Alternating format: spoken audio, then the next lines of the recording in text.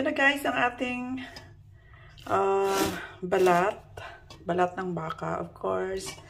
And then yung paa din ng baka. Yan po ang ating ingredients para sa ating gagawing balbacoa. So, first of all guys, pakuluan muna natin tong ating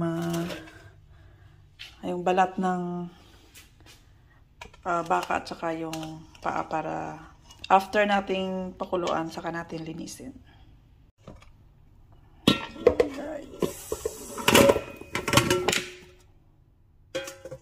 So, I'll be adding hot water para mabilis ang pagkulo niya. Mabilis din natin siyang malinisan.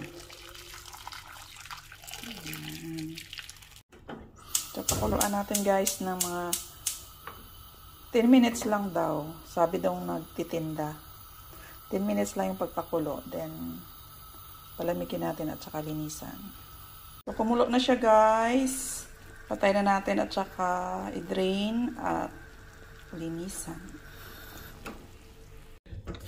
Ugalan ko natin yung maraming water.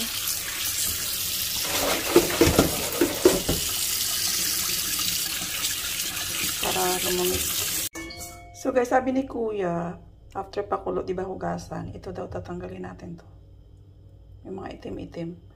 Actually ito, kunting linis na lang to kasi malinis na talaga galing sa kanila. So, dito tayo sa balat.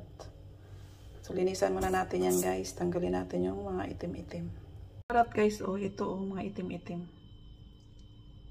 Tanggalin natin to. Tingnan mo ito. Itong pagtsagaan natin. Para linisin, para masarap yung ating pagkain. Ito na siya, nalinisan na natin lahat. Tatanggalan natin yung mga dapat tatanggalin. So, it's time na para palambutin natin yung ating pata at saka balat ng baka.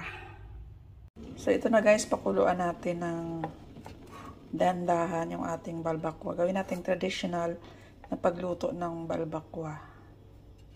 Yan guys. Pakuluan natin hanggang lumambot yung ating karne. So, magdagdag lang ako ng mainit na tubig para mabilisan.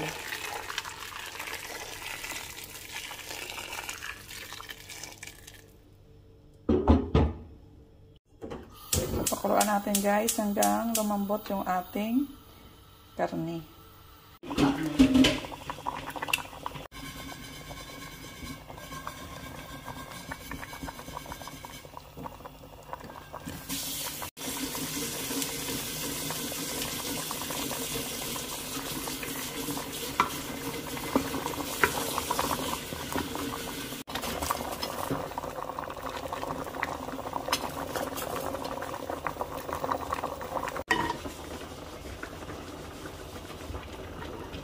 Galing din na sa ikaw kasi medyo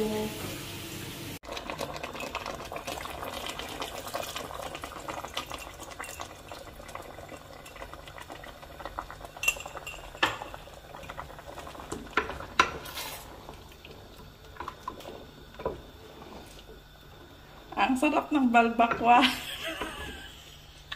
wala na.